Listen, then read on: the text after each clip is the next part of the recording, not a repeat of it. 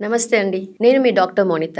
Beauty beyond skin and hair, అందానికి అంతరార్థం అందంగా. ఇవాళ మనతో ఉన్నారు డాక్టర్ కావ్య. తను మమతాలో ఎంబీబీఎస్ చేసి నా క్లాస్మేట్ తను. అండ్ పీజీ మీనాక్షిలో చెన్నైలో మీనాక్షిలో చేసి తర్వాత she's consultant in KIMS Gachibowli. తను ఎండి గైనకాలజిస్ట్ అండ్ ఆబ్స్ట్రిషన్, అలానే laparoscopic surgeon and cosmetic gynaecologist, at the same time infertility specialist కూడా. సో ఈవిడ మనకిప్పుడు మన గైనిక్ అండ్ ఆబ్స్ట్రిక్ సంబంధించి చిన్న చిన్న డౌట్స్ని, నేను అడిగే చిన్న చిన్న డౌట్స్ని క్యూట్గా సింపుల్గా మనకి ఆన్సర్స్ ఇచ్చి మనని వాళ్ళు ఎన్లైట్ చేస్తారు.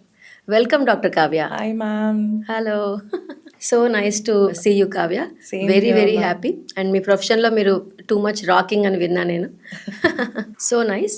సో ఇవాళ మన టాపిక్ ఎలా స్టార్ట్ చేద్దామంటే, ఈ శానిటరీ నాప్కిన్స్ వాడే విషయంలో కానీ వాటి క్వాలిటీ వల్ల కానీ క్యాన్సర్స్ వస్తాయని మనకి బయట నానుడు ఉంది. సో అది ఎలా జరుగుతుంది మేడం? ఇది మనకి ఎట్లా అంటే శానిటరీ ప్యాడ్స్ చాలా వరకు ప్లాస్టిక్ తోటి తయారీ అవుతున్నాయి అన్నమాట. సో ప్లాస్టిక్ మనకి వెజైనా దగ్గర ఉన్నప్పుడు మెన్స్ట్రల్ బ్లడ్ తోటి రియాక్ట్ అయ్యి డయోక్సోన్స్ అన్న టాక్సిక్ మెటీరియల్ మనకి రిలీజ్ అవుతుంది. అది ఎప్పుడైతే మన రిప్రొడక్టివ్ సిస్టంలో గనక అది అబ్జార్బ్ అయితే దాంతో మనకి క్యాన్సర్స్ అని అంటున్నారు. నాట్ జస్ట్ దట్, ఇప్పుడు ఉన్న పాండమిక్ అనే చెప్పుకోవాలి. Actually it will become something like PCOD. Endometriosis అనే ప్రాబ్లం చాలా ఎక్కువ అవుతుంది మనకి. పీసీఓడికి కూడా కొన్ని ఇన్ఫ్లమేటరీ రీజన్స్కి ప్లాస్టిక్ అన్నది కారణము. బట్ ఎక్కువ వరకు ప్లాస్టిక్ శానిటరీ ప్యాడ్స్ తోటి మనం ఈ మధ్య కాలంలో, which is a benign condition but it is not a cancer but cancer like condition. Endometriosis because of inflammation. So heavy bleeding కూడా, హెవీ బ్లీడింగ్ ఏంటి, డిస్మెనోరియా, పెయిన్ డ్యూరింగ్ పీరియడ్స్ ఏంటి, ఇంకోటి reproduction failure ఏంటి, సంతానలేమి, ఇవన్నిటికీ మనకి ఎండోమెట్రియోసిస్ అన్నది now it is going to become a huge problem because of plastics. అంటే plastic pods అని ఒక్కటే కాదు, ఇలాంటి వాళ్ళ లైఫ్లో ప్లాస్టిక్ అన్నది సరౌండింగ్స్లో కూడా ఉండకూడదు. Not even the containers in the kitchen, water bottles in the fridge. ఇంకొకటి మనము వీ విల్ ఆర్డర్, స్విగ్గీ ఎక్కువైపోయింది కదా ఈ రోజుల్లో. స్విగ్గీలో మనకు వచ్చే black plastic containers, hot food అందులో వేయడం వల్ల ప్లాస్టిక్ రియాక్షన్, అందులోకి మైక్రో ప్లాస్టిక్స్ రావడము, అదొకటి. ఇంకొకటి మనము చాలా మంది shifting from you know villages or towns to Hyderabad employment కోసం. ఎక్కువ ఇంజనీరింగ్ ఆర్ మెడిసినే కదా, ఎక్కువ ఇంజనీరింగ్ వాళ్ళంతా ఏం చేస్తారు, సాఫ్ట్వేర్ ఇక్కడికే వస్తారు. అండ్ వాళ్ళందరూ పీజీస్ లో ఉండటము అట్లా, బికాస్ బిగినింగ్ సాలరీస్ అవన్నీ చాలా లెస్. సో ఆ మెయిన్ ఏజ్ ఏదైతే రిప్రొడక్టివ్ ఏజ్ లో వాళ్ళది carry idli sambar plastic covers లో, థిన్ ప్లాస్టిక్స్, ఆ సాంబార్ అందులో వేయడం గానీ, చట్నీ అందులో వేయడం గానీ, ఏదన్నా ఒక న్యూస్ పేపర్ ఇచ్చి దాని మీద ఒక ట్రాన్స్పరెంట్ పేపర్ ఎగ్జాక్ట్లీ ఆ పేపర్ లో hot idli, hot chutney, anything hot ఏదన్నా, అది మొత్తం మనకి మైక్రో ప్లాస్టిక్స్ మనకి మన బాడీలోకి వెళ్ళడము. దట్ ప్లాస్టిక్ మనకి సరౌండింగ్సే కాదు, నాట్ జస్ట్ ఎన్వైరన్మెంట్, మన బాడీలో కూడా it is polluting the system like anything అనమాట. Ultimately it is reflecting as endometriosis. Adenomyosis, endometriosis ఇవి ట్విన్స్ లాగా అనమాట, కో ఎగ్జిస్టింగ్ కండిషన్స్. అడినోమయోసిస్ ఎలా అంటే, మనకి ఇప్పుడు ఏదైనా వాష్రూమ్ ఉండి గోడల్లోకి లీక్ అవుతుంది కదా, menstrual blood from the uterus it is leaking into the walls of the uterus. అలా లీక్ అయ్యి అక్కడ ఒక యాక్టివ్ ఫోకస్ మనకి వాల్స్, యూట్రైన్ గర్భసంచి గోడల్లో వస్తుంది. అది క్రానిక్గా ఒక 6 months కన్నా ఎక్కువ అయితే అది ఒక గడ్డలాగా, ఫైబ్రాయిడ్ లాగా ఫామ్ అవుతుంది. అది కొన్నిసార్లు అల్ట్రాసౌండ్లో కూడా మనము డిఫరెన్షియేట్ చేయడం కష్టం.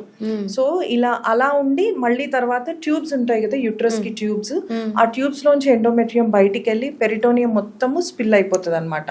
సో ఓవరీస్లో, ఫాలోపియన్ ట్యూబ్స్లో, బ్లాడర్లో, రెక్టంలో, బవల్స్లో, and also sometimes in the lungs, అలా కూడా మనకి ఈ మెన్స్ట్రల్ టిష్యూ మొత్తం మన బాడీలో స్ప్రెడ్ అయ్యే అవకాశాలు.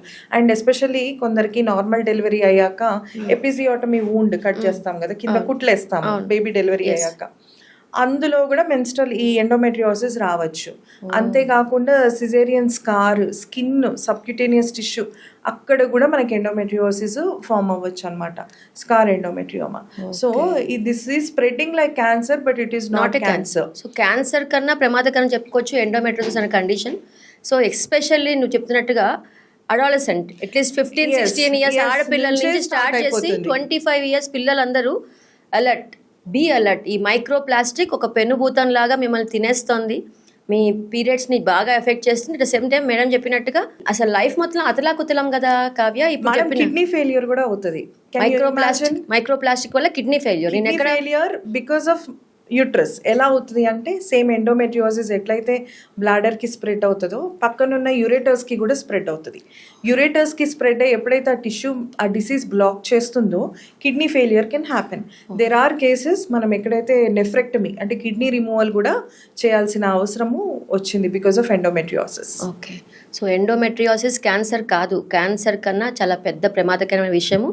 అండ్ అడాలసెంట్ ఫీమేల్స్ అందరూ ఇప్పుడే పెద్ద మనిషి అయినా సో మెనార్కే వచ్చిన ఆడపిల్లల విషయంలో పేరెంట్స్ తస్మాత్ జాగ్రత్త. మన జనరేషన్ ఎట్లాగో దాటిపోయాం, అందుకే సఫర్ అవుతున్నాం. ఇప్పుడు ఎవరిని అడగండి పీరియడ్ ఇర్రెగ్యులారిటీ అండ్ ప్రాబ్లమ్స్ ఉన్నాయి. సో ఇప్పుడు మన నెక్స్ట్ టాపిక్ ఏంటి అంటే డిస్మెనోరియా అంటే పెయిన్ఫుల్ పీరియడ్స్. ఈ పెయిన్ఫుల్ పీరియడ్స్ ఒక్కొక్కసారి పీరియడ్లో రావచ్చు, పీరియడ్కి ఒక 2 రోజుల ముందు రావచ్చు, మిడ్ సైకిల్లో కూడా రావచ్చు. అయితే ఈ పీరియడ్స్ పెయిన్ అన్నది ఎంతవరకు నార్మల్, ఎంతవరకు అబ్నార్మల్, ఎప్పుడు పేరెంట్స్ అంటే పిల్లల విషయంలో పేరెంట్స్ ఎప్పుడు అలర్ట్ అవ్వాలి? Please enlighten us doctor Kavya. Sure madam. ఇది మనకి I want mix this topic with endometriosis. మనం ఇందాక డిస్కస్ చేసుకుంది. మనకి డిస్మెనోరియా అంటే పెయిన్ డ్యూరింగ్ పీరియడ్స్. సో ఇందులో టైప్స్ ఉంటాయి. కంజెస్టివ్ టైప్ ఉంటుంది, స్పాస్మాడిక్ ఉంటుంది, మనకి మిక్స్డ్ ఉంటుంది, మెంబ్రేనస్ డిస్మెనోరియా అంటారు. సో ఈ 4 రకాలు. ఈ కంజెస్టివ్ అంటే ఏంటి అంటే మనకి ఫస్ట్ నార్మల్ మాట్లాడుతున్నాం. స్పాస్మాడిక్ మామూలుగా సెంట్రల్ మనకి యూట్రస్ ఉన్న ప్లేస్ లో కొంచెం గుంజినట్టు లాగినట్టు ఎప్పుడైతే క్లాట్ ఎక్స్పెల్ అవుతుందో కొంచెం పెయిన్ సబ్జెక్టివ్. ఇది ఒక్కొక్కరికి ఒక్కొక్క లాగా ఉంటుంది. మనకు మెఫ్తాల్ స్పాజ్ వేసుకొని రెస్ట్ తీసుకుంటే సరిపోతుంది. కంజెస్టివ్ లో ఎలా ఉంటుంది అంటే దిస్ ఈజ్ అబ్నార్మల్ అగైన్. మనకి స్పాస్మాడిక్ తో పాటు కూడా మనకి మొత్తము pelvic lower abdominal area and back front of the thighs, back of the thighs and కొంచెం స్పైన్, ఇంకా పెయిన్ తోటి అసోసియేటెడ్ సిమ్టమ్స్ లైక్ వామిటింగ్స్ కానీ, నాజియా కానీ, కొందరికి హార్ట్ బీట్ ఎక్కువ అవ్వడం, టెకికార్డియా రావడం, ఇంకోటి హెడ్ ఏక్ రావడము, ఇవన్నీ విపరీతంగా ఉంటాయి in congestive and also mixed. Mixed అంటే ఏం లేదు, కంజెస్టివ్ మిక్స్డ్. సో ఈ మనం ఇందాక డిస్కస్ చేసుకున్న కండిషన్ ఎండోమెట్రియోసిస్ కానీ అడినోమయోసిస్ కానీ ఎక్కువగా ఇలాంటి మిక్స్డ్ టైప్ కంజెస్టివ్ టైప్ చూస్తూ ఉంటాం అన్నమాట. సో ఇలాంటివి తల్లులు తీసి పడేయకూడదు, ఇలాంటివి ఐడెంటిఫై చేయాలి. ఈ పెయిన్ తో కొన్నిసార్లు ఫెయింట్ కూడా అయిపోతారు. There was a scenario recent గా వరంగల్లో జరిగింది. విపరీతమైన పెయిన్ తోని హార్ట్ బీట్ పాల్పిటేషన్స్, హెడ్ ఏక్, వామిటింగ్స్, ఇదే ప్రీమెన్స్ట్రల్ సిండ్రోమ్ అని కూడా అంటాము. ఈ ప్రాబ్లమ్ ఎగ్జామ్ గోయింగ్ స్టూడెంట్ కి వచ్చింది. Okay. Teacher is not aware. అంటే pain can be so severe. So she was late to the exam, final exam, అదేదో బోర్డ్ ఎగ్జామ్, ఇంటర్మీడియట్ అనుకుంటా. So she arrived a bit late because of all these symptoms. Medicine తీసుకొని వచ్చేసరికి she was not alert to the exam. So అమ్మాయి ఈ tension ఆ tension తట్టుకోలేక అక్కడికక్కడ stroke వచ్చి చనిపోయింది అమ్మాయి.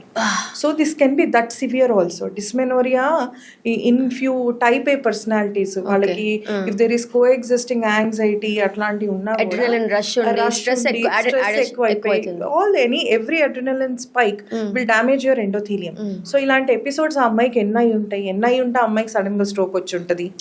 So all this matters, it is again subjective. ఎవరికి కూడా ఇట్లాంటి నొప్పి ఇలాంటి సిమ్టమ్స్ ఉంటే తీసి పడేయకూడదు. తల్లులు కానీ, స్కూల్లో టీచర్స్ కానీ, ఆర్ వాళ్ళకి కజిన్స్ ఎవరైతే కొంచెం పెద్దవాళ్ళు, ఆఫీస్ లో ఎక్కడైనా కూడా this has to be addressed and gynaecologist దగ్గర compulsory they have to consult once and get aware of it. So ఇప్పుడు ఈ కంజెస్టివ్ డిస్మెనోరియా అన్న కండిషన్ కి, ఇంత పెయిన్ఫుల్ కండిషన్ కి ఎన్ని ఎపిసోడ్స్ వస్తే వీ షుడ్ బి సీరియస్? అంటే ఎవ్రీ పీరియడ్ లో వస్తుంటుందా వీళ్ళకి? ఇయర్ లో ఒక 1-2 times వస్తే ఓకేనా? 1-2 times is okay, but still uh dysmenorrhoea madam day 1 day 2 dysmenorrhoea is normal, అందరికి ఉంటుంది. బట్ ఇఫ్ ఇది మొత్తం ఈ పీరియడ్ మొత్తం వస్తుంది అండ్ సైకిల్ లో కూడా సంబంధం లేకుండా వస్తుంది అంటే that is the endometrial activation with the hormones అన్నమాట. హార్మోనల్ ఇంబ్యాలెన్స్ ఉన్నప్పుడు ఈ ఎండోమెట్రియం యాక్టివేషన్ ఇష్టం వచ్చినట్టు అవుతుంది. అట్లాంటప్పుడు డెఫినెట్ గా ఎండోమెట్రియోసిస్ ఆర్ అడినోమయోసిస్ ఉన్నట్టు. And again coming to membranous dysmenorrhoea, మనం ఎప్పుడైతే ప్రొజెస్ట్రాన్ ఓన్లీ పిల్స్ అట్లాంటివి ఓసి పిల్స్ హైయర్ డోస్ అట్లా పెట్టినప్పుడు మనకు లోపల డెసిడ్యువల్ కాస్ట్ అన్నది ఒకటి ఫామ్ అవుతుంది. ఆ కాస్ట్ ఎట్లుంటదంటే మనకు ఒక ఇంత మన అరచేతిలో ఇంత పెద్ద మెంబ్రేన్, ఆ మెంబ్రేన్ ఎప్పుడైతే ఒకేసారి ఎక్స్పెల్ అవుతుందో ఆ పొర మొత్తం ఆ పొర మొత్తం ఒకేసారి షెడ్ అవుతుంది పీరియడ్ టైంలో. అలా షెడ్ అవుతున్నప్పుడు మన ఇంటర్నల్ లాస్, మన యూట్రస్ కి internal os, external os. Internal os stretching అప్పుడు విపరీతమైన పెయిన్ ఉంటుంది, neural pain, that will almost mimic a normal delivery. So ఆ మెంబ్రేన్ ఇట్లా బయటికి వస్తున్నప్పుడు లిటరల్లీ బేబీ వచ్చినంత పెయిన్ ఉంటుంది వాళ్ళకి. సో ఇంటర్నల్ లాస్ అంటే మీరు గమనిస్తే అది యుట్రస్ కి సర్విక్స్ కి మధ్యలో ఉండేది ఇంటర్నల్ లాస్, సర్విక్స్ కి బయట వైపు ఉండేది ఎక్స్టర్నల్ లాస్. గర్భసంచి ముఖద్వారం యొక్క పైన ఓపెనింగ్ ఏమో ఇంటర్నల్ లాస్. అక్కడ గనక ఆ మెంబ్రేనస్ పార్ట్ రావడం వల్ల ఆల్మోస్ట్ నార్మల్ డెలివరీని మిమిక్ చేసి పెయిన్ ఉంటుంది, విపరీతమైన పెయిన్ ఉంటుంది. అండ్ ఆల్సో కొందరు అంటే పాత రోజుల్లో ఇట్లా మాట్లాడతారు, పెళ్ళైతే నీకు ఈ నొప్పులు తగ్గిపోతాయి కదా అనేసి. ఎందుకంటారంటే ఆ ఇంటర్నల్ లాస్ టైట్ గా ఉంటది. సో పీరియడ్స్ అప్పుడు బ్లడ్ క్లాట్ ఉంటది కదా, ఆ క్లాట్ వచ్చేటప్పుడు అది స్ట్రెచ్ అయ్యేటప్పుడు కొందరికి పీరియడ్ పెయిన్ చాలా ఉంటది, డే 1 చాలా ఉంటది. సో ఆ క్లాట్ ఎక్స్ప్రెస్ అయ్యేటప్పుడు, సో అది పెళ్ళైనాక ఏమవుతుంది అంటే డెలివరీ వల్ల ఆ ఇంటర్నల్ లాస్ స్ట్రెచ్ అయిపోయి అప్పుడున్నంత టైట్ గా పిల్లలు పుట్టాక ఉండదు. సో ఒకటి అప్పట్లో క్లాత్స్ వాడటం వల్ల కాంప్లికేషన్స్ తక్కువ ఉండి, ఇప్పట్లో మనం ఈ ప్లాస్టిక్ ప్యాడ్స్ వాడటం వల్లనే ఎక్కువైంది. మనం కొని తెచ్చుకుందే. సో ఈజీ అవ్వడానికి, సింపుల్ అవ్వడానికి ఎందుకు అని. అందులో అప్పట్లో పీరియడ్ అప్పుడు ఆ 3 days రెస్ట్ ఇచ్చినప్పుడు వాళ్ళు ఎక్కడ తిరగరు కాబట్టి తాటాకులు వేసేవాళ్ళు, మీకు గుర్తుందా? అవును, తాటాకులు ఏంటంటే వాడి పడేసేయచ్చు కదా. అవును, ఏదైనా కూడా రీయూజబుల్. అవును, ఇప్పుడు మనం ఏదైనా బెడ్షీట్ వేసినా, చాప్ వేసినా, ఏదన్నా మళ్ళీ వాడుకునే వాళ్ళం. తాటాకులు ఎందుకు వేసేవాళ్ళంటే అప్పటికప్పుడు ఏమైనా స్టెయిన్ అయినా ఏదన్నా అయినా మార్చేస్తారు. ఇంకోటి ఏ పని చేయనివ్వరు. అప్పట్లో డిస్మెనోరియా ఐ డోంట్ థింక్ ఇప్పుడు ఉన్నంత ఉండేది కాదు. It was just a physiological process where she use to menstruate. ఎందుకు ఒక చోట కూర్చోబెట్టే వాళ్ళంటే ప్యాడ్స్ మనకి ఇప్పుడు ఉన్నట్టు లేవు కాబట్టి వాళ్ళు నడిచినా ఏమైనా చేసినా కూడా ఇల్లంతా డ్రిబ్లింగ్ అవుతుంది. అందుకని it is something like urination, motion pass చేయడము, మెన్స్ట్రేషన్, ప్రెగ్నెన్సీ అంతా ఒకటే. ఒక్కటి ఏంటంటే it is a social nuisance. If మనకు అప్పట్లో అంత ప్యాడ్స్ బాగాలేవు కాబట్టి, and it is a very involuntary process, మనకు తెలియకుండానే పెయిన్ లెస్ గానే మనకి పడిపోతూ ఉంటది కాబట్టి అందుకని కాటన్ ప్యాడ్స్, మంచి కాటన్ అరేంజ్ చేసుకొని అట్లా పెట్టుకునే వాళ్ళు. దాని వల్ల చాలా సేఫ్ గా ఉన్నారు అప్పుడున్న ఆడవాళ్ళు. అసలు ఇన్ఫర్టిలిటీ అనే ఇష్యూయే లేదు. కరెక్ట్. ఇప్పుడు మనం కొని తెచ్చుకుందే ఈ పాయింట్. సో ఇప్పుడు ఈ కంజెస్టివ్ డిస్మోనియా గానీ ఏ ఏజ్ నుంచి చూసుంటారు మీరు? మేడం చూస్తూనే ఉంటాం మేడం, మేబీ 16-17 నుంచి చూస్తూ ఉంటాం. ఓకే. సో వీళ్ళలో ఈ అంటే ఎక్సర్సైజ్ చేస్తే తగ్గుతుందా? What is the treatment of option for this kind of? Totally modifying your life. మరి ప్లాస్టిక్ అందరు వాడుతున్నారు కదా, మరి నాకే ఎందుకు అంటే ఇప్పుడు కోవిడ్ లో కొందరు చచ్చిపోయారు, కొందరు బతుకున్నారు. It is again your subject, like మన ఇండివిజువల్ ఇమ్యూనిటీ, ఇమ్యూనాలజికల్ మొత్తం. సో అట్టనే కొందరి immunity will react that way, and basically it is an inflammatory condition. Mother కుంటే డాటర్ కి కూడా వచ్చే ఛాన్స్ ఉంటది. So it is starting from the mother. Okay, but mother కి 40 తర్వాత 35 తర్వాత కనిపించిందంతా ఇప్పుడు సిమ్టమ్స్ అన్ని 60. మదర్ ప్లాస్టిక్ అప్పంచి యూజ్ చేసింది కదా. అవును. సో అది ఒక్కొక్క బాడీకి ఒక్కొక్కలాగా రియాక్ట్ అవుతూ ఉంటుంది. ఈ కరెంట్ జనరేషన్ లో సో లైఫ్ స్టైల్ చేంజెస్ మాత్రమే ట్రీట్మెంట్ ఆఫ్ చాయిస్, దాంతో పాటుగా lifestyle and medicine, everything together. And also I want to highlight using dairy here. Dairy products. ఈ dairy products are also one of the causes of endometriosis. Not just plastic. ఈ dairy ఇప్పుడు వచ్చే milk కానీ eggs కానీ అంతా కూడా business oriented production, adulterated. And also where animals are subjected to stress to produce so many number of eggs or so many liters of milk. So ఆ stress లో వచ్చే మిల్క్ కానీ ఎగ్స్ కానీ ఏవైనా ఇన్ఫ్లమేటరీయే ఉంటాయి. అంతే కదా మేడం. ఒకప్పుడు డైరీ ఎలా వాడేవాళ్ళంటే ఫ్రెష్ గేదె పాలు, గేదె ప్రతి ఒక్క ఫ్యామిలీకి ఉండేది. దూడ తాగాక మిగిలిన పాలు మనం వాడుకునే వాళ్ళం. ఇప్పుడు ఎట్లా అయిపోయిందంటే ఫస్ట్ దూడ తాగిందో లేదో తెలియదు కానీ మనం అయితే పితుక్కొని మనం ఫస్ట్ ఆ స్ట్రెస్ లో, యానిమల్ స్ట్రెస్ లో ఉంటది కదా, అండ్ ఆల్సో హార్మోన్స్ ఇస్తూ ఉంటాం మనం వాటికి. So the milk is under stress and also adulterated with hormones. So అవి మనం ఒక 8-year గర్ల్ ఇచ్చిన, 9-year గర్ల్ కి ఇచ్చినా కూడా ఆ కంపోజిషన్ ఉన్న మిల్క్ కానీ ఎగ్స్ కానీ అవి ఎంత ఇన్ఫ్లమేటరీ ఉంటాయి. Okay. for the tiny humans. దాని ప్లేస్లో చాలా మంది ఏం చెప్తున్నారంటే బాగా కాగబెట్టి వేడి చేసి ఇచ్చేస్తే అవన్నీ ప్రోటీన్స్ అవన్నీ మనకి డిగ్రేడ్ అయిపోతాయి కదా. బాగా కాగబెట్టి it is not in its natural form. అంతే. దానికన్నా మనం curd which is rich in probiotics, curd is richer in calcium when compared to milk. Okay. So better you take a fermented thing, at least that will be healthy to your body. Fermented so దాంట్లో health.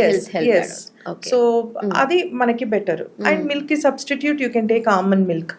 మనం milk తీసుకుంటే అంత costly కాబట్టి ఇంకొక option ఏంటి milk కోసం? Curd అనే చెప్తాను. సో మిల్క్ ప్లేస్ లో కర్డ్ షిఫ్ట్ చేసేసుకుంటే బెటర్. మన బాడీకి at least fermented foods are better. So that ferment అవటం వల్ల మీరు అనుకున్నట్టుగా దాంట్లో ఉన్న కొన్ని హార్మోన్స్ అన్ని విచ్ఛిన్నమైపోతాయి. Because it is already boiled and it is all the hormones or whatever is degraded, but it is fermented, which is very good for the gut bacteria. At least it is gut friendly. Okay. Yeah. So milk kanna.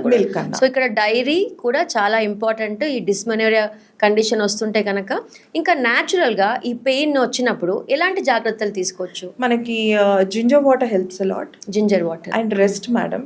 Take medical help. మీ కనుక symptoms అనుకున్న దానికన్నా కళ్ళు తిరగటం, faint అవ్వటం, మళ్ళీ vomitings రావటము, అస్సలు మీరు లేచి మీ పనులు బాగా ఎగ్జాక్ట్లీ.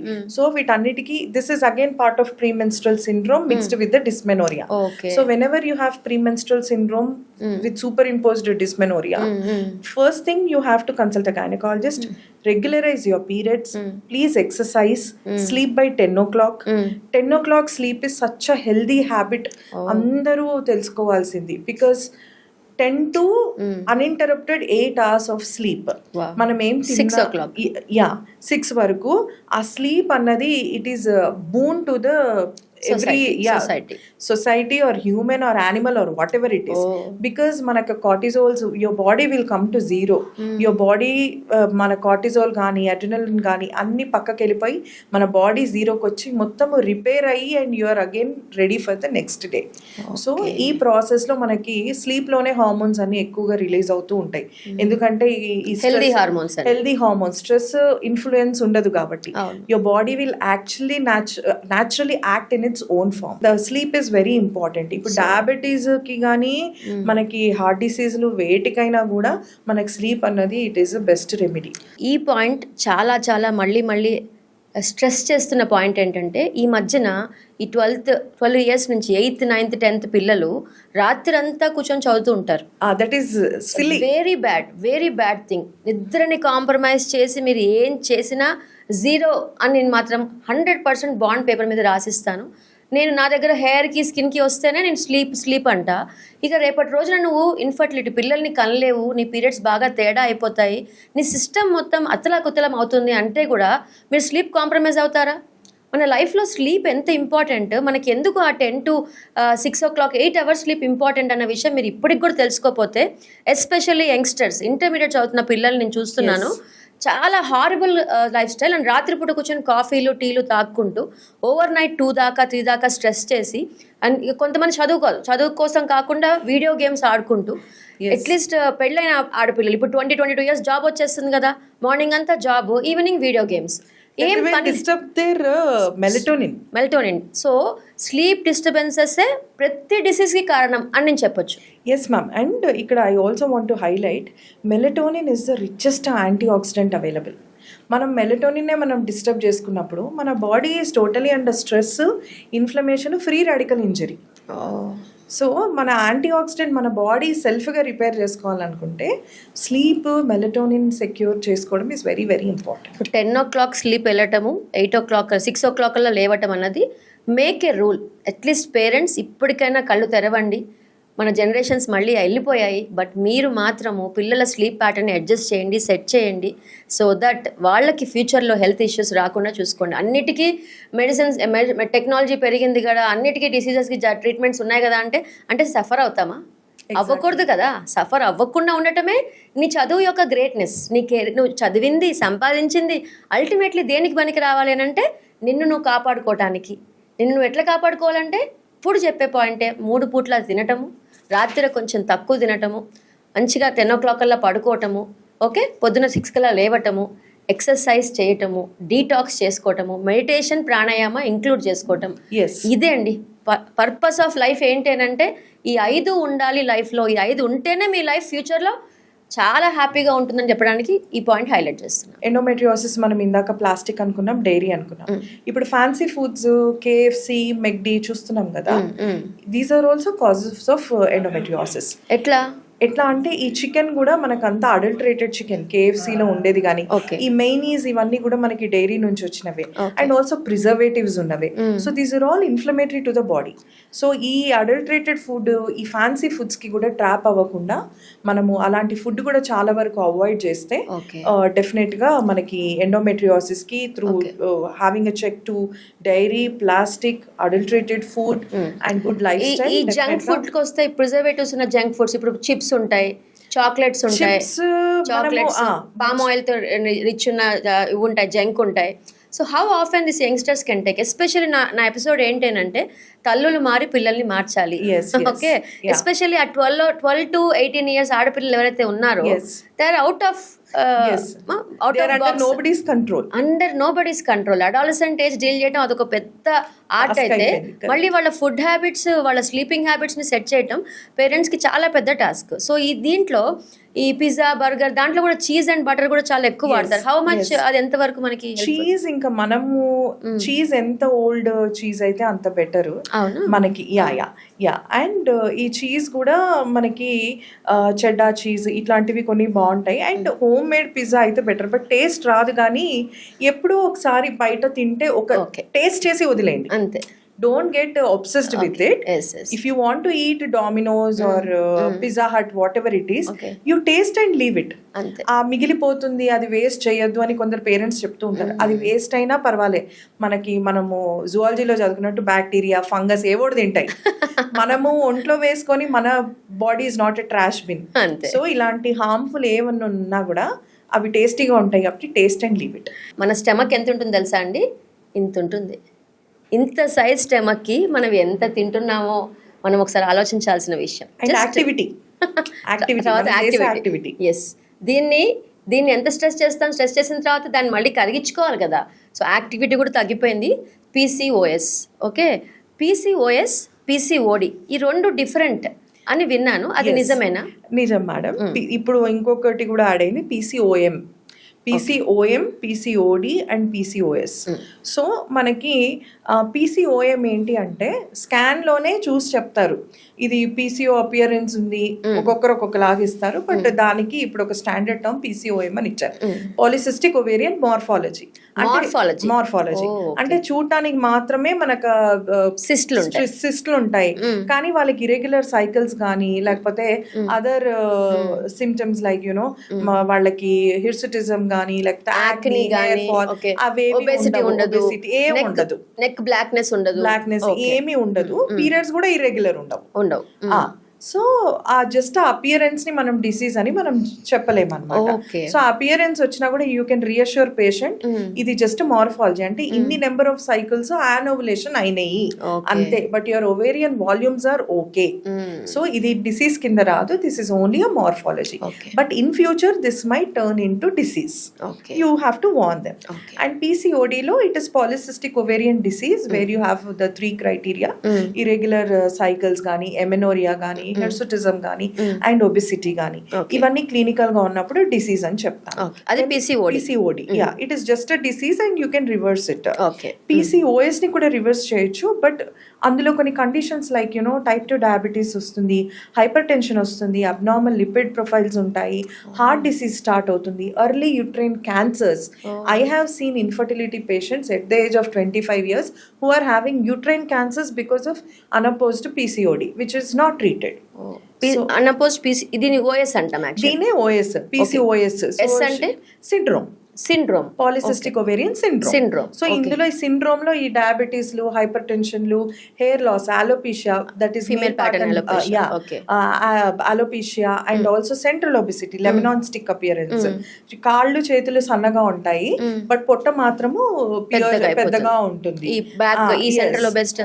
నాన్ హీలింగ్ వూండ్స్ గానీ, కార్డియాక్ డిసీజెస్ గానీ, క్యాన్సర్స్, ఎర్లీ క్యాన్సర్స్. ఇది ఏజ్ గ్రూప్ లో మీరు చూసుంటారు ఈ PCOS? నేను 25 years నుంచి చూసాను. Okay. బికాస్ ఈ ఏజ్ లోనే రావాలి అన్నది probability which is mentioned in our textbooks. Okay. But few cases can be out of the box also which you get to see in your clinical experience. So 25 years having uterine cancer because of big ovarian volumes. మామూలుగా మనకి 8 cc is said to be a cut off for PCOD. But ఆ patient కి she had some 25 cc of ovarian volumes. మనకు దానికి PCOD drill చేసినా కూడా ఆమెకి సరిపోదు. ఆమెకి wedge resection of the ovary చేయాలి. ఎందుకంటే ఆ స్ట్రోమా మొత్తం ఓవేరియన్ స్ట్రోమా థికెన్ అయిపోతుంది. థికెన్ అయిపోయి టెస్టోస్టెరాన్ లెవెల్స్ వాళ్ళకి చాలా థిక్ హెయిర్ ఉంటది, హిర్సుటిజం, యాక్నే ఉంటుంది, అండ్ యూట్రైన్ క్యాన్సర్స్ ఉంటాయి. సో యునో వచ్చే అవకాశము ఉంటాయి, రావచ్చు కూడా. కొందరికి రావచ్చు. దిస్ ఇస్ ఆల్సో రివర్సిబుల్ ఈ కండిషన్. అంటే cancer will be in the initial stages, not like spreading. Okay. So you can see complex hyperplasia with atypia. Atypia changes untai. Okay. Not that it is expanding to the walls. Ala kaakunda. So ఇప్పుడు ఇలా conclude చేయొచ్చా, ఎవరికైనా thick hair ఉంటే face మీద, మగవాళ్ళలాగా గడ్డాలు మీసాలు చాలా thick గా ఉంటే ఇమ్మీడియట్ గా స్కాన్ చేయించుకొని గైనకాలజిస్ట్ ని కలిసి కలిసేసి అవి రూల్ అవుట్ చేసుకుంటే బెటర్ అంటారా? yes absolutely రూల్ అవుట్ చేసుకోవడం, స్టార్ట్ ట్రీట్మెంట్ ఇమ్మీడియట్ గా. బేసికలీ PCOD అన్నది it is not ovarian disease. It is basically your metabolism disturb అయిపోవడం వల్ల ovarian reflection is PCOD. So basically it is a metabolism problem. ఇది ఎలా రావచ్చు అంటే, before you were born మీ father కి డయాబెటీస్ ఉంటే ఆ జీన్ గనుక మీరు by birth insulin resistance gene మీకు బై బర్త్ గనుక ట్రాన్స్ఫర్ అయితే అడాలసెన్స్ లో మీకు డెఫినెట్ గా ఇన్సులిన్ రెసిస్టెన్స్ అనేది స్టార్ట్ అయిపోతుంది. స్టార్ట్ అయిపోయినప్పుడు insulin resistance is the main culprit. దాని నుంచి ఇన్సులిన్ రెసిస్టెన్స్ నుంచి మళ్ళీ హార్మోనల్ ఇంబ్యాలెన్స్ ఓవేరియన్ లెవెల్లో, మనకి థైరాయిడ్ ఉన్నా కూడా మళ్ళీ it is hypothalamo pituitary thyroid adrenal ovarian uterine axis. Finally it is coming out metabolic. Your metabolic impairment is reflected as a uterine disturbance.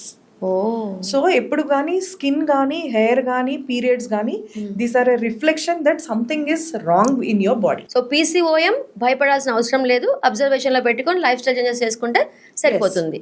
వేరాస్ PCOD disease వచ్చేసేసి ఈ symptoms అన్ని hair యాక్ని, జుట్టు పల్చి పడిపోవటం, పీరియడ్ ఇర్రెగ్యులారిటీ, లావ్ అయిపోవటం, నెక్ అంతా కూడా thick అయిపోవటం, దాన్ని ఇన్సులిన్ రెసిస్టెన్స్ అంటాం. ఇలాంటివి ఖచ్చితంగా హార్మోనల్ ఇంబ్యాలెన్స్ అని చెప్పి అనుకోవాలి. దాంట్లో మెడికల్ ట్రీట్మెంట్ ఉంటుంది అండ్ లైఫ్ స్టైల్ చేంజెస్ కూడా యాడ్ అవుతాయి. లైఫ్ స్టైలే మెయిన్ లైఫ్ స్టైల్. ఆల్రెడీ ఇందాక లైఫ్ స్టైల్ గురించి చాలా డిస్కషన్ చేసాం. ఇక ఫైనల్లీ PCOS సిండ్రమ్ అయితే మాత్రం కొంచెం భయంకరం, మనల్ని భయపెట్టేదే. ప్లస్ ఇది నీ వల్ల కాదు, నీ జీన్స్ అంటే మీ ఫాదర్ నుంచో మదర్ నుంచో, but you can eradicate it. Definitely eradicate. అన్నిటికీ లైఫ్ స్టైల్ ఈ విషయం మీరు చాలా హైలైట్ చేసుకోవాలి. అండ్ 12 years పిల్లల నుంచే పీరియడ్ రెగ్యులర్ ఉన్నా కూడా పేరెంట్స్ ఒకటి హైలైట్ చేయండి, చదువు ఒక్కటే ముఖ్యం కాదు, ఎక్సర్సైజ్ చేయించడం చాలా ముఖ్యము. ఓకే, అది మిస్ అవుతుంది. మనకి depending on their BMI 1000 to 1500 kilocalories per day. Morning breakfast is must. ఒక మీల్ ని మీరు ఏం చేయండి అంటే ఫ్రూట్స్, నట్స్, మనకి సోక్డ్ పీనట్స్ ఇన్ని పెట్టినా కూడా మంచి ప్రోటీన్ ఫుల్నెస్ ఇస్తుంది. 2 bowls of fruits, seasonal fruits ఏవైనా పెట్టచ్చు. 1 glass of curd are butter milk ఇవ్వచ్చు. అదొక మీల్ పెట్టుకోండి. అది రాత్రి పెట్టుకుంటామా? అది డిపెండింగ్ ఆన్ యువర్ కన్వీనియన్స్. కొందరికి నైట్ ఈవినింగ్ అన్నం తినకపోతే నిద్ర పట్టదు. నిద్ర అన్నది కూడా ఇంపార్టెంట్ కాబట్టి సో అది మీకు మీరు ఎట్లన్నా అడ్జస్ట్ చేసుకుని పెట్టుకోండి. 1 meal a day. ఒక మీల్ మాత్రం మంచిగా తినండి, but eat it by 6:30 or 7 o'clock. Early dinner and early to bed will change a lot in life. It can eradicate endometriosis, PCOD, cancers or any other inflammatory condition. So ఇప్పుడు inflammation దేనికైనా అదే reason ఉంది. అవన్నీ basic things తోనే అయిపోయేవి. మనమే మన circadian rhythm మొత్తం చాలా డిస్టర్బ్ చేసుకున్నాము. ఓకే, అండ్ PCOS అన్న పాయింట్కి వస్తే ఏమవుతుంది PCOSలో ఆర్ PCODలో అంటే అన్న పాయింట్కి వస్తే, పాలిసిస్టిక్ ఓవేరియన్ డిసీజ్ అంటే ఏంటి? మల్టిపుల్ సిస్ట్లు ఫామ్ అయి ఉంటాయి ఓవరీస్ మీద. ఎందుకు అన్న పాయింట్కి వస్తే అవన్నీ ఏంటి? యానోవులేటరీ సిస్ట్. యానోవులేటరీ సిస్ట్. ఆ సిస్ట్ లోపల ఫ్లూయిడ్ ఉంటుంది. ఆ ఫ్లూయిడ్ లోపల మేల్ హార్మోన్స్ ట్రాప్ అయి ఉంటాయి. మనకి పీరియడ్ వచ్చినప్పుడు, పీరియడ్ రావాలి ప్రాపర్గా ఎవ్రీ మంత్ పీరియడ్ వచ్చే వాళ్ళందరికీ కూడా పీరియడ్కి 14 days ముందు ఓవ్యులేషన్ అవుతుంది. ఓకే, అది మన ఓవం, ఆ ఫీమేల్ తాలూకా ఒక ఓవం రిలీజ్ అవుతుంది. ఆ రిలీజ్ అవుతే కరెక్ట్గా 14 రోజుల తర్వాత మనకి పీరియడ్ వస్తుంది, అంతే కదా. Yes. So this is a thing, normal cycle అయ్యేది. సో ఇక్కడ ఈ పీసీఓఎస్ ప్రాబ్లం ఉన్న వాళ్ళకి ఆ ఓవం రిలీజ్ అవ్వకపోవటం వల్ల ఎస్, అక్కడ ఆగి ఆ మేల్ హార్మోన్స్ అన్ని ట్రాప్ అయ్యి మన బాడీలో టెస్టోస్టెరాన్ లెవెల్స్ ఎక్కువయ్యి ఓవరీ ఈస్ట్రోజన్ ప్రొజెస్ట్రాన్ హార్మోన్స్లో ఇంబ్యాలెన్స్ వచ్చి మెయిన్గా ప్రొజెస్ట్రాన్ ఇంబ్యాలెన్స్ ఉంటుంది వీళ్ళకి. Okay. అది తగ్గిపోవడం వల్ల అనపోజ్డ్ ఈస్ట్రోజన్ పెరిగిపోతూ ఉంటుంది. Okay. అలాంటప్పుడు మనకి ఎండోమెట్రియంలో హైపర్ప్లేషియా స్టార్ట్ అవుతుంది. హైపర్ప్లేషియా స్టార్ట్ అయ్యి హైపర్ప్లేషియా అంటే మల్టిపుల్ లేయర్స్. ఎండోమెట్రియం అంటే మన యుట్రస్ యొక్క లోపల పూత మొత్తం కూడా, మెన్స్ట్రల్ లేయర్ మొత్తం కూడా ఎక్కువగా డివైడ్ అవుతుంటుంది. ఎందుకంటే ఈస్ట్రోజన్ చాలా ఎక్కువ ఉంటుంది, అది ఎక్కువ డివైడ్ అవుతుంది. ప్రొజెస్ట్రాన్ ఉంటేనే, ప్రొజెస్ట్రాన్ పెరిగి తగ్గితేనే పీరియడ్ వస్తుంది. ఎస్, సో ఈ ప్రొజెస్ట్రాన్ లేకపోవటం, ఈస్ట్రోజన్ ఎక్కువ ఉండటం వల్ల finally they end up to endometriosis. Finally they end up to endometrial hyperplasia. Endometrial hyperplasia and కొన్నిసార్లు ఈస్ట్రోజన్ ప్రొజెస్ట్రాన్ రెండు డెఫిషియన్సీ ఉంటాయి. Okay. అలాంటి వాళ్ళల్లో ఎండోమెట్రియల్ ప్రిపరేషన్ ఉండదు, ప్రొజెస్ట్రాన్ రాదు. So 6 months of amenorrhoea with minimal ET lining. So ఆ cycle మొత్తం disturb అవుతుంది ఇన్సులిన్ రెసిస్టెన్స్ వల్ల. సో ఇన్సులిన్ రెసిస్టెన్స్ అంటే ఏంటి, కొంచెం క్లారిటీ ఓపెన్ గా. అంటే మనకి గ్లూకోజ్ ని మెటబలైజ్ చేసే హార్మోన్ ఇన్సులిన్. మనం ఒక ఫుడ్ తిన్నామనుకుంటే ఓకే, ఆ ఫుడ్ తిన్నదాన్ని దాన్ని డివైడ్ చేసి గ్లూకోజ్ ని బాడీలోకి అబ్జర్వ్ చేసే హార్మోన్ ఇన్సులిన్. సో ఇన్సులిన్ బాగా ఉంటేనే మనం తిన్న ఫుడ్ మనకు అవుతుంది, మన హార్మోన్స్ అన్ని కూడా కరెక్ట్ గా ఫంక్షన్ అవుతాయి. And it also has effect on the cholesterol, because మన హార్మోన్స్ అన్ని ప్రొడ్యూస్ అయ్యేది కొలెస్ట్రాల్ నుంచే. మనకి ఈస్ట్రోజన్ కానీ ప్రొజెస్ట్రాన్ కానీ. ఎప్పుడైతే ఇన్సులిన్ ఇంపైర్మెంట్ అవుతుందో, అంటే ఇంపైర్మెంట్ అంటే ఏమవుతుంది అంటే ఇన్సులిన్ అంటే ఎలా అంటే దాని రెసిస్టెన్స్, దాని యాక్షన్ మనకి గ్లూకోజ్ మీద ఉండదు. దట్ ఈస్ బికాస్ ఇన్సులిన్ అనే ఒక హార్మోన్ గ్లూకోజ్ అబ్జార్ప్షన్ కి పని చేయకుండా అయిపోతుంది. దాన్ని ఇన్సులిన్ రెసిస్టెన్స్ అంటాం. సో ఇన్సులిన్ రెసిస్టెన్స్ వచ్చింది అని అంటేనే అది మెల్లగా మీ అన్ని హార్మోన్స్ ని డిస్టర్బ్ చేస్తుంది. బికాస్ లిపిడ్ మెటబాలిజం కూడా ఎఫెక్ట్ అవుతుంది అండ్ ఆల్సో గ్లూకోజ్ మెటబాలిజం కూడా ఎఫెక్ట్ అయ్యి first it will manifest as grade 1 fatty liver. మనకి ఎప్పుడైతే grade 1 ఫ్యాటీ లివర్ ఉంది అంటే డెఫినెట్ గా మనకి మన మెటబాలిజం లో ఇష్యూస్ స్టార్ట్ అయినట్టే. That's the first sign of the insulin resistance. So ఇక్కడ exercise plays a lot of role. What kind of exercise youngsters ని ఏం చేయమంటారు? పొట్ట దగ్గర రాకుండా చూసుకోవాలి. 30 to 35, 40 వాళ్ళని ఏం చేయమంటారు? 40 తర్వాత ఏం చేయమంటారు? చెప్పండి, ఎక్సర్సైజ్ గురించి ఎక్స్ప్లెయిన్ చేయండి. There are 2 types of obesity, gynecoid obesity and android obesity. Gynecoid obesity ఉన్న వాళ్ళకి ఎప్పుడు కూడా ఇలాంటి ఇష్యూస్ రావు. వాళ్ళు ఎంత లావు ఉన్నా కూడా ఇలాంటి ఇష్యూస్ రావు. ఎందుకంటే వాళ్ళ fat distribution is in the hands, thighs, buttocks, breast, where you see the abdomen is flat and beautiful. ఇలాంటి వాళ్ళకి వంశపారంపర్యంగా గైనకాయిడ్ ఒబెసిటీ ఉంటుంది. So it's your naturally inheriting and your healthy. So your genes are healthy. Android obesity, you see your extremities are very thin, person looks okay, but పొట్ట దగ్గర మాత్రం వచ్చేస్తుంది. ఆ పొట్ట దగ్గర ఉన్న ఫ్యాట్ లోనే అన్ని హార్మోన్ కన్వర్షన్స్ అవుతాయి. అలా పొట్ట ఉన్న వాళ్ళకి ఇన్సులిన్ రెసిస్టెన్స్ అనేది చాలా ఎక్కువగా ఉంటుంది. ఆ peripheral conversion of oestrogen oestrone లోకి లేకపోతే ఈస్ట్రయోల్ లోకి, ఈ పోస్ట్ మెనోపాజల్ బ్లీడింగ్స్ కూడా మనం ఎక్కువ ఇట్లా సెంట్రల్ ఒబెసిటీ ఉన్న వాళ్ళకి బ్లీడింగ్స్ కూడా ఎక్కువ చూస్తాము. హార్ట్ డిసీజ్ ఎక్కువ చూస్తాము, డయాబెటీస్ ఎక్కువ చూస్తాం, పీసీఓడి, ఇవన్నీ మనం ఎక్కువగా చూస్తాం. సో ఇటువైపు అంటే ఇప్పుడు మనం అక్కడ యంగ్స్టర్స్ నుంచి వచ్చాం కదా, 35, 40s కి మధ్యన మెనోపాజ్ కూడా ముందుకి జరిగిపోయింది డాక్టర్. సో ఇప్పుడు 43 నుంచే 42 నుంచే స్టార్ట్ అయిపోయి మనకి 50 లోపే అందరికి పీరియడ్స్ ఆగిపోతున్నాయి. ఈ టైంలో పొట్ట రాకుండా చూసుకోవటం, పొట్ట ఎక్సర్సైజ్ చేసుకోవటం, పొట్టని ఎంత బాగా మీరు సెట్ చేసుకుంటే ఓకే, అక్కడ మీ హార్మోనల్ చేంజెస్ని మనం బాగా సెట్ చేసుకోవచ్చు. డాక్టర్ కావ్య, చాలా మంది కూడా ఈ ఒబెసిటీ తగ్గించే ఇంజెక్షన్స్ వాడుతున్నారు. ఓకే, వాటి పేర్లు మనకి అనవసరం. సో ఈ ఇంజెక్షన్స్ కొంతమంది రఫ్ అండ్ టఫ్గా వాడుతున్నారు, but under the supervision of endocrinologist వాడుతున్నారు. కొంతమంది ఫ్రెండ్స్ చెప్పారని వాడేస్తున్నారు. సో దీనివల్ల వచ్చే పరిణామాలు ఏంటి? వెయిట్ లాస్ అయితే అవుతున్నారు కానీ, బట్ నెక్స్ట్ ఏంటి కండిషన్? ఎస్, వెయిట్ లాస్ ఇప్పుడు ఫస్ట్ మనం ఐడియల్ క్యాండిడేటా కాదా అన్నది ఎండోక్రైనాలజిస్ట్ సూపర్విజన్లోనే అది డిసైడ్ చేసుకోవాలి. Even I'm a gynaecologist or somebody is or you are a dermatologist, we're not allowed to prescribe. We should know the or even ఒక surgical gastrologic surgeon వాళ్ళు కూడా out of the league. It's an endocrinologist or a medical gastro.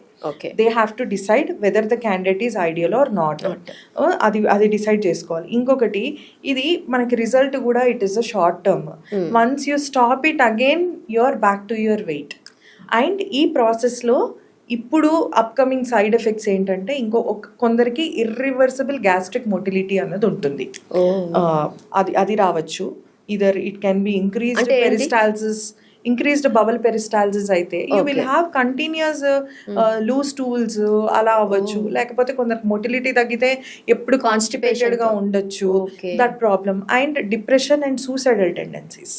So ఇవి ఎక్కువగా వస్తున్నాయి. అంటే last 1 year గా 1.5 year గా వాడుతున్న వాళ్ళలో ఇప్పుడు ఈ సిమ్టమ్స్ బయటికి కనిపిస్తున్నాయి. సో దీని లాంగ్ టర్మ్ ఎఫెక్ట్స్ ఎట్లా ఉంటాయి అన్నది మనకి ఇంకా తెలియదు, because it is a newer drug. It was just experimented on animals and then now humans have started it. But how far ఇది లాంగ్ టర్మ్ ఎలా ఉంటది అన్నది ఇంకా in the due course we have to see. But suicidal tendencies వచ్చినట్టే once life is gone, it is gone, అంతే కదా. But why do you have to go for a short cuts? ఇప్పుడు మీకు marriage ఉంది, you have to cut down some weight. So మీకు ఇంకో option లేదు అనుకుంటే యూజ్ ఇట్. కొన్ని cosmetic aesthetics also come into our life కదా madam. That is also one of the perspectives where it is needed at one phase in our life. So ఆ phase లో మీరు కనుక ఏం చేయలేకపోతే okay, you can use it. But after that you definitely have to, you only have to work hard on your body. So ఒకటి నాకు ఈ point లో హైలైట్ చేయాలనుంది, మీ విల్ పవర్ కన్నా ఇంకోటి ఇంపార్టెంట్ లేదు. సెకండ్ థింగ్, లావు సన్నం ఇవన్నీ కాదండి, హెల్దీగా ఉన్నామా లేదా అని చూసుకోండి. లావుగా ఉన్నామా లేదా, సన్నగా ఉన్నామా లేదా అన్న పాయింట్స్ కన్నా ఎవరైనా మిమ్మల్ని క్వశ్చన్ చేసి ఏమైనా లావ్ అయ్యావా అంటే నేను కూడా రాగానే ఏదో కామెంట్ చేస్తాం. సహజంగా మనం ఒకటి ఆలోచించుకోవాలి ఈ విషయంలో.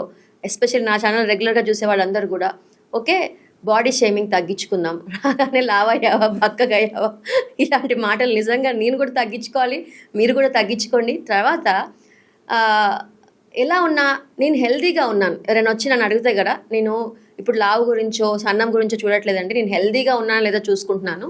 ఎస్పెషల్లీ 40 దాటాక ఆడవాళ్ళందరూ కూడా చూడాల్సింది ఇదే, నేను లావ్ అయిపోయాను, అదైంది ఇదైంది కాదు. హెల్దీగా ఉండాలని నేను ఏం చేయాలి? అండ్ ఆటోమేటిక్గా నీ స్టెప్స్ కనుక హెల్త్ వైపుకి అడుగులేస్తే ఫుడ్ సెట్ అవుతుంది, స్లీప్ సెట్ అవుతుంది, ఆటోమేటిక్గా వెయిట్ తగ్గుతాం. అదే కదా జరిగేది. Exactly madam. ఇది మీరు అన్నట్టు ఏజ్ వైజ్ ఇది ఇంకొకటి, ఈ ఇంజెక్షన్ తోటి ఇంకొకటి ఏంటంటే ఫ్యాట్ లాసే కాదు, మజిల్ లాస్ కూడా అవుతుంది. అవుతుంది. అండ్ మీరు సన్నగా అవుతారు కానీ బ్యూటిఫుల్ గా కనిపించరు. ఇంజెక్షన్స్ తో సన్నగా అవుతారు కానీ బ్యూటిఫుల్ గా కనిపించరు. అలాంటప్పుడు ఇంజెక్షన్స్ వైపు వెళ్దామా?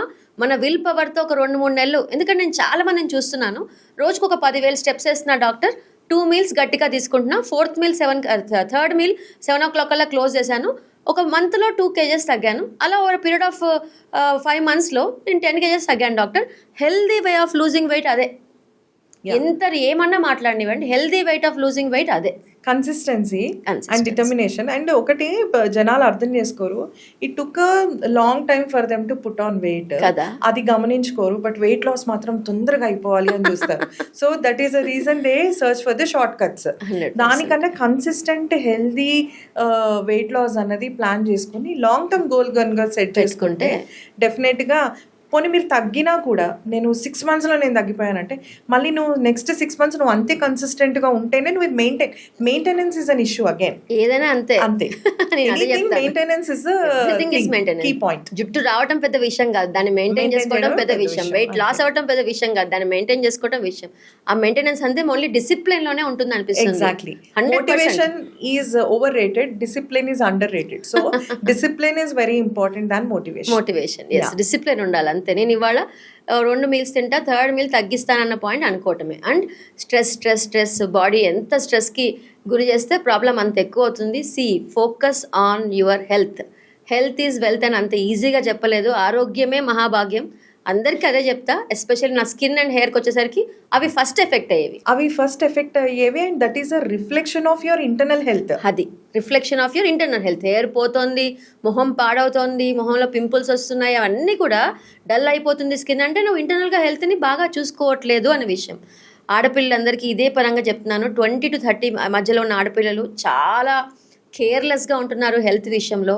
So be serious about your health. It is very shocking. 20 to 30 లోపే అందరికీ ఐఎమ్ సేయింగ్ బాల్డ్నెస్ మేడం. అవును, నేను అసలు ఈ మధ్యన మొన్న రీల్ అదే చేశాను, ఫీమేల్ బ్యాట్ అండ్ బాల్డ్నెస్ ర్యాంపెంట్గా అసలు పెరిగిపోయింది. ఎవరికి జుట్లు ఉండట్లేదు, ఉన్న వాళ్ళు కూడా దట్ మెయింటెనెన్స్ వాళ్ళు ఏంటంటే they look at very superficial things, aesthetic things in the beginning.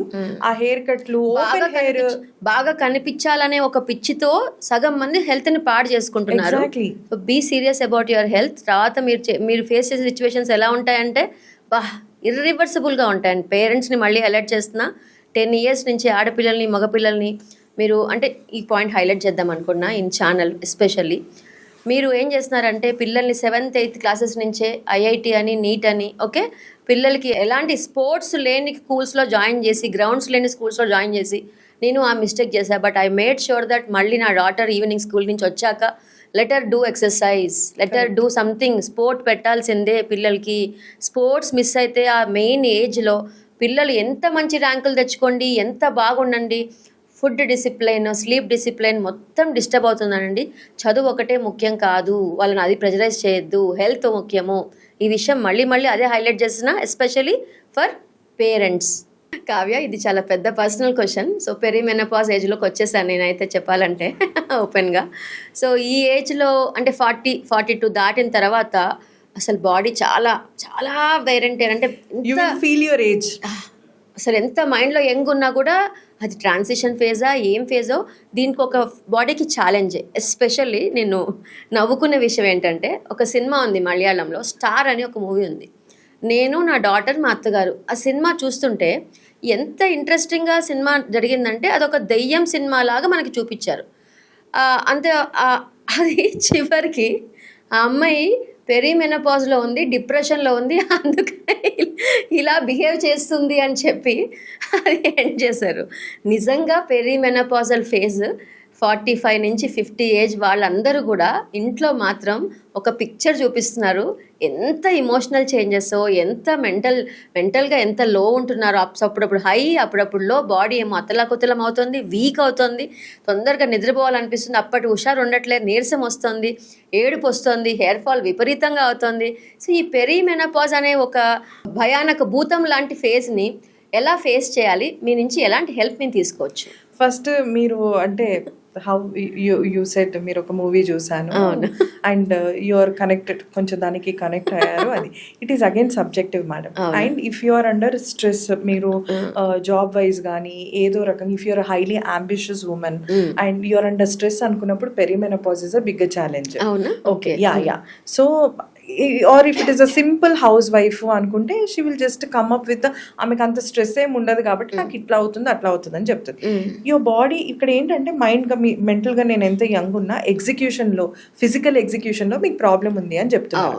Because you will be, మీకు 40 తర్వాత సార్కోపీనియా స్టార్ట్ అవుతుంది. 1% muscle loss every year start అవుతుంది. మనకి ఇంతకు ముందు ఉన్నంత సప్లిమెంట్ రిజర్వ్స్ కానీ ఏవి కానీ అంత ఉండవు. మనం ఫుడ్ తినే కెపాసిటీ అన్నీ తగ్గుతాయి.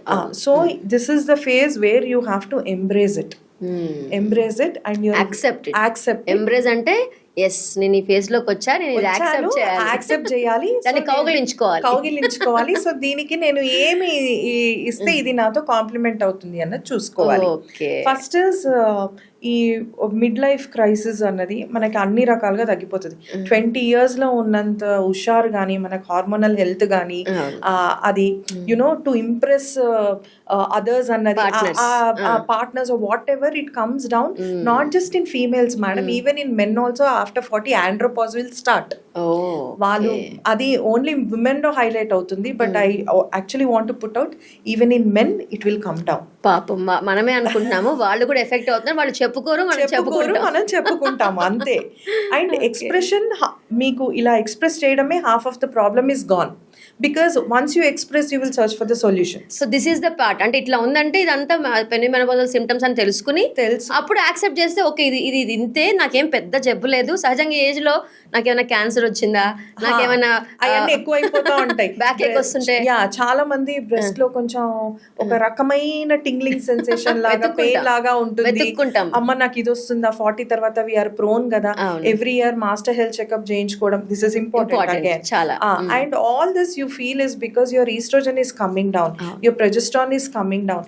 ఈస్ట్రోజన్ కి మన మెటబాలిజం మీద కానీ, లేకపోతే మన బోన్ హెల్త్ మీద కానీ, మన స్కిన్ మీద కానీ, మన బ్రెయిన్ మీద కానీ, మన హార్ట్ మీద ఉన్నంత ఇన్ఫ్లుయెన్స్ ఒకేసారిగా కొందరికి సడన్ గా తగ్గిపోతుంది, కొందరికి గ్రాడ్యువల్ గా తగ్గిపోతా ఉంటది.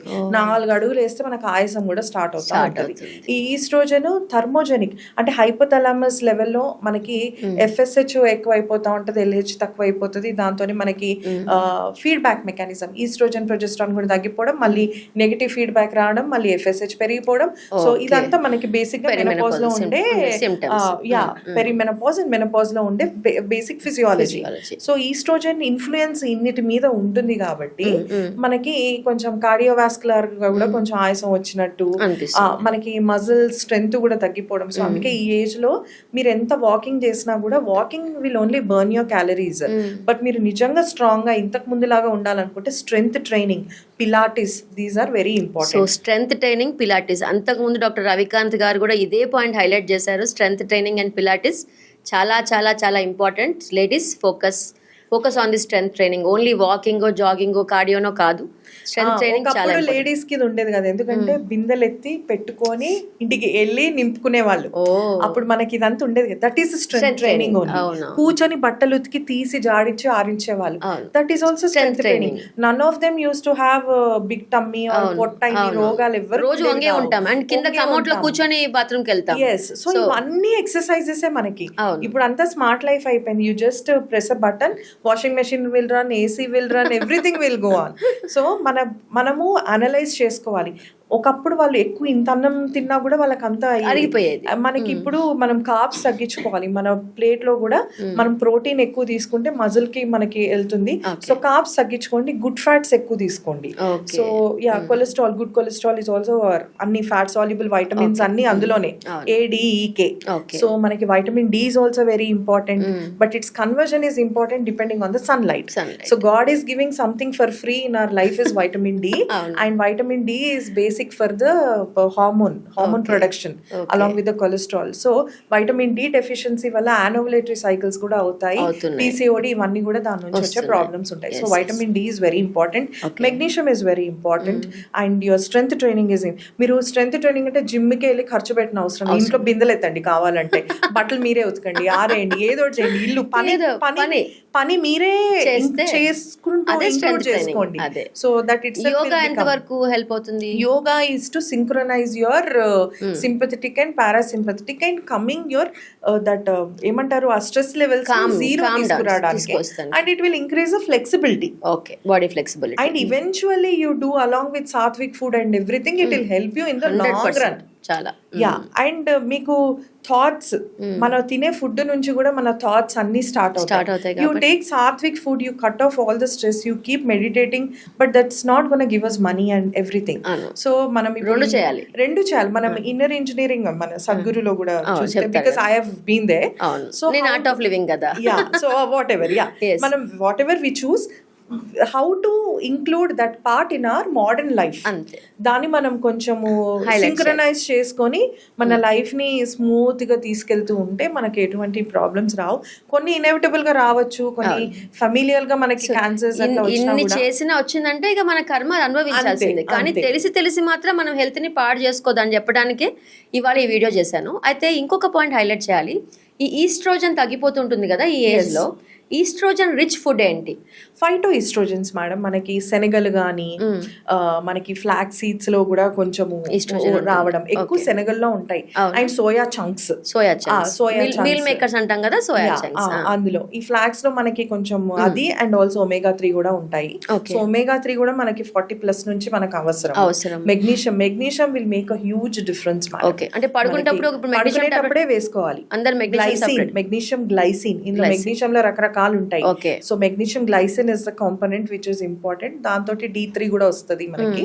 సో అది కాంబినేషన్ లో తీసుకుంటే మనకు అవి రెండు. ఏ బ్రాండ్ అయినా ఓకే, ఆన్లైన్ లో విచ్చలవిడిగా అవైలబుల్ ఉన్నాయి. MAC D3 అని, that is what I prescribe. So that's good మనకి. సో అప్పుడు మనకి నిద్ర రావడానికి పెద్ద కష్టం ఉండదు. మెగ్నీషియం తోటి we get a age group అయినా వేసుకోవచ్చా? Any group. Magnesium rich foods పిల్లలకి ఇస్తే సరిపోతుంది. ఏంటి rich food? Magnesium rich food ఏంటి? మనకి న్యాచురల్గా కాస్ట్ ఎఫెక్టివ్గా దొరికేది అయితే ఓకే బనానాస్ తీసుకోవచ్చు, నట్స్ మనకి almonds, chicken breast piece okay ఇలాంటివి. కానీ రాత్రి అవి తినకూడదు కదా. రాత్రి తినకూడదు, మీరు డే టైంలో తినండి. So night if you want to take you can take a banana which is also mucoprotective, మన గ్యాస్ట్రైటిస్ కూడా రాదు. నట్స్ పొద్దున్న తీసుకోండి సరిపోతుంది. So handful of nuts, handful of nuts in the morning ఖచ్చితంగా almonds and pumpkin seeds. Okay. So దీంట్లో magnesium ఉంది, ఎక్కువ ఉంటుంది. మెగ్నీషియం ఎక్కువ ఉంది, అండ్ మెగ్నీషియం స్లీప్కి చాలా అవసరం పీస్ఫుల్గా ఉండటానికి. సో స్లీప్ని సెట్ చేసుకోండి. So thank you for your patient listening. చాలా ఓపిక్గా ఈ వీడియో మొత్తం చూసినందుకు చాలా చాలా చాలా థ్యాంక్స్. సో కొత్త ఇన్ఫర్మేషన్ తెలుసుకుంటూనే ఉందాం మన ఛానల్లో.